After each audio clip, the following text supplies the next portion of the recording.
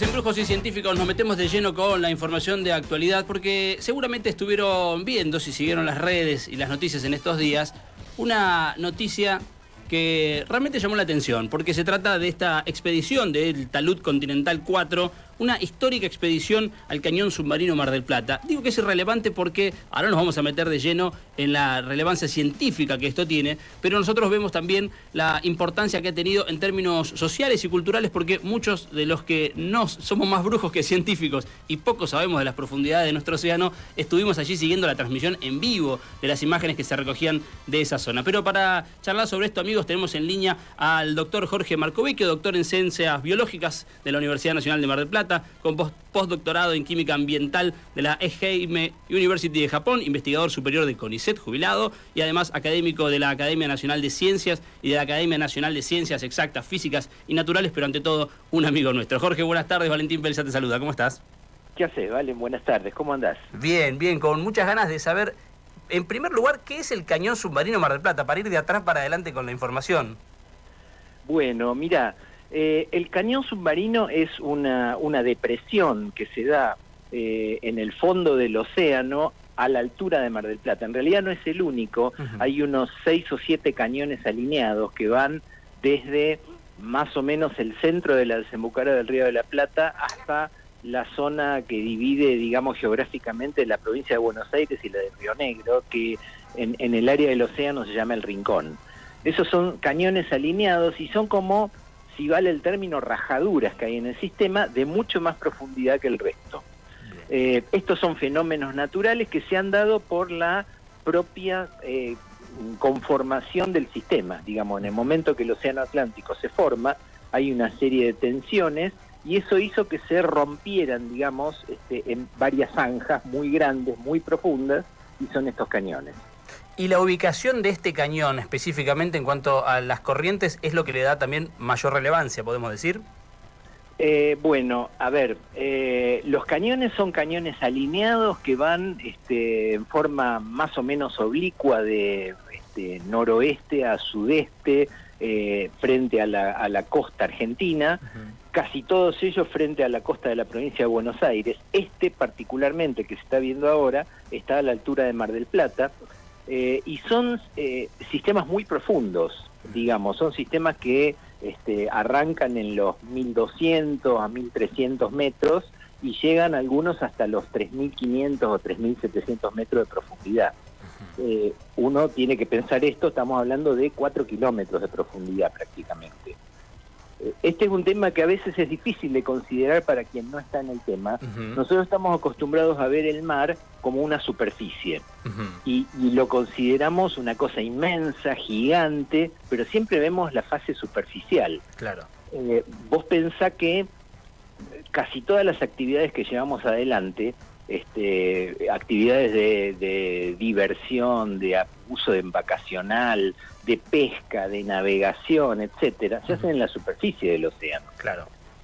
Nosotros, los que trabajamos en el tema, llamamos superficie a los primeros 200 metros de profundidad. Esas son las aguas superficiales.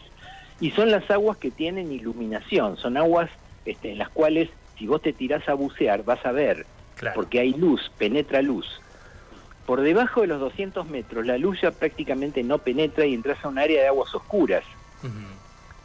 Esa es el área que nosotros desconocemos y que se conoce muy poco. Mira, hay una expresión que cultivó un oceanógrafo alemán de los más prestigiosos que hemos tenido en el siglo, que decía que en este momento conocemos más de la superficie de Marte o de la superficie de la Luna que del fondo profundo del océano. Eso es estrictamente cierto. Es increíble eso, Jorge. Es efectivamente así, llama mucho la atención, ¿o no? Sí, es así, pero vos pensá que, digamos, no cualquiera tiene la suerte de hacer esto que hoy están haciendo científicos argentinos. Es muy difícil, es muy caro, se requiere instrumental muy preciso, y esto es muy, muy interesante para ponerlo a disposición del público, porque esto no se hace por contratación. Digamos, vos no podés ir y decir, buenas, quiero un barco para ir a hacer esto. Los que manejan este barco, por ejemplo, el Falcon 2, que es el que se está utilizando para la campaña. Es una fundación que maneja el barco y que no lo alquila. Okay.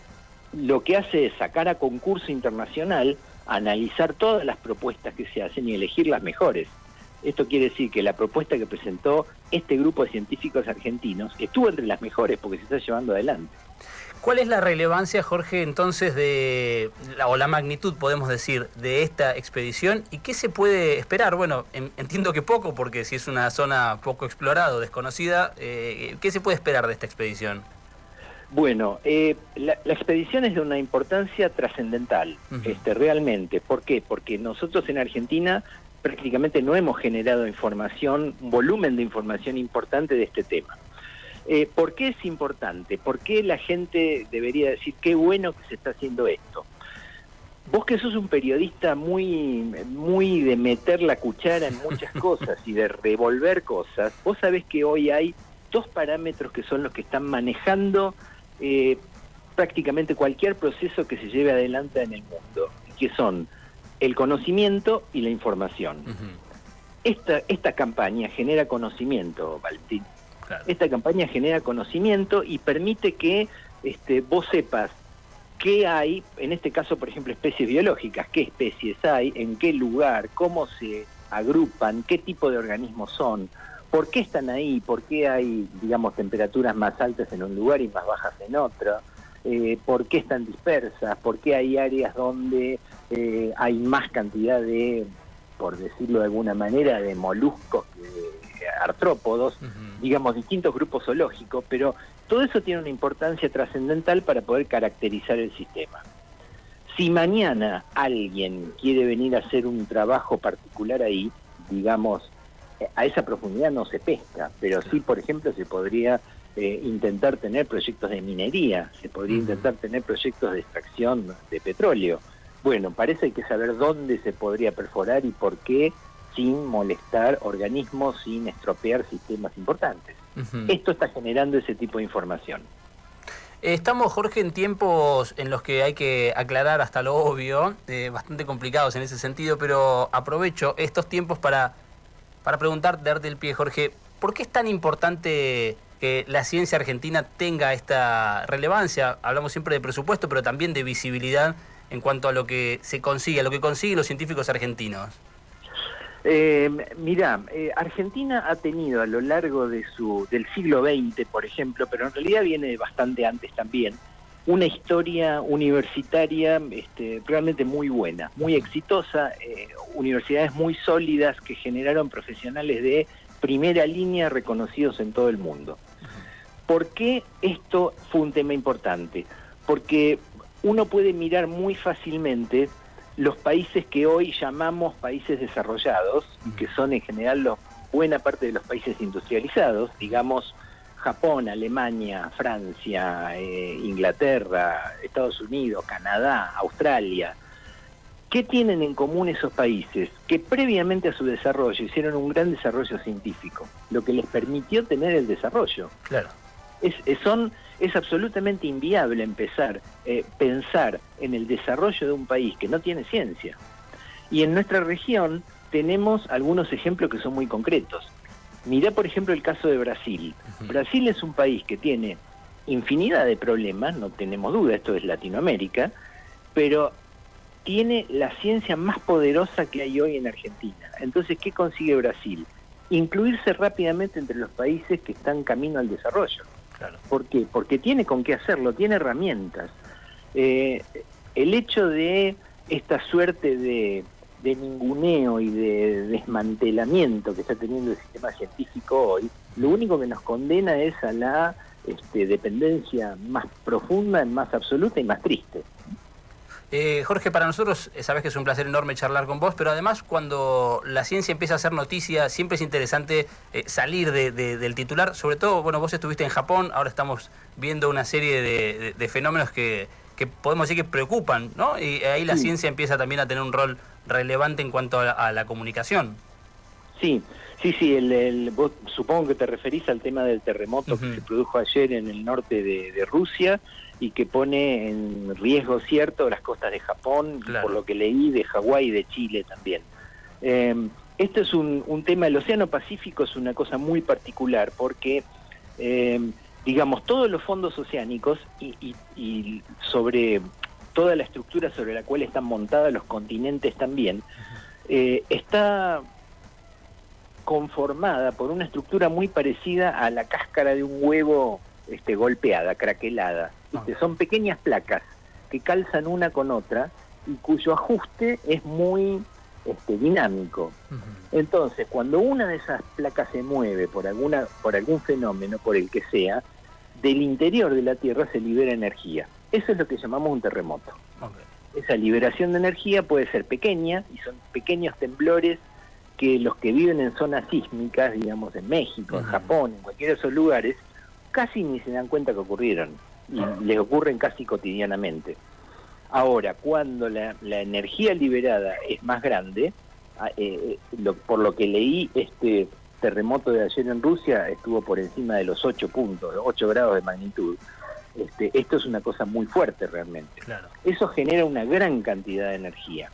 El movimiento de la placa repercute sobre lo que está por encima, que es la capa de agua, todo el océano, y genera unas megaolas que son los que llamamos tsunamis. Eso es lo que, digamos, hoy hay riesgo cierto que alguno de esos fenómenos llegue sobre la costa de Japón, por lo que leí, sobre Hawái y sobre Chile también. Y podría ser Ecuador, la costa pacífica de América. De América. Jorge, para nosotros un placer enorme. Sabes que te queremos mucho y que además valoramos lo didáctico que sos para ayudarnos a entender estas cosas que suceden. Te mandamos un abrazo enorme y mil gracias, de verdad. Gracias, Valentín. Un abrazo grandote y bueno, yo estoy con ustedes cada vez que haga falta. Gracias, Jorge. Abrazo grande. Nos vemos. Chau, chau. Ahí pasaba, amigos, la palabra del doctor Jorge Marcovecchio, un amigo de la casa, por supuesto, pero aquí en Brujos y Científicos necesitamos científicos también que ayuden a los brujos a entender lo que está pasando. Jorge es doctor en Ciencias Biológicas, egresado de nuestra Universidad Nacional de Mar del Plata, con un postdoctorado en Química Ambiental de la Ehime University en Japón, es investigador superior del CONICET jubilado y además académico de la Academia Nacional de Ciencias y de la Academia Nacional de Ciencias Exactas, Físicas y Naturales. Hablábamos de este hecho trascendental, histórico, la histórica expedición al Cañón Submarino Mar del Plata, bueno, con el valor agregado de la transmisión en vivo que nos permitió a todos poder seguirlo, poder ver esos hallazgos que hace la ciencia, pero bueno, queríamos tener por supuesto a Jorge para entender de qué se trata cuando hablamos del océano. Amigos, estamos en...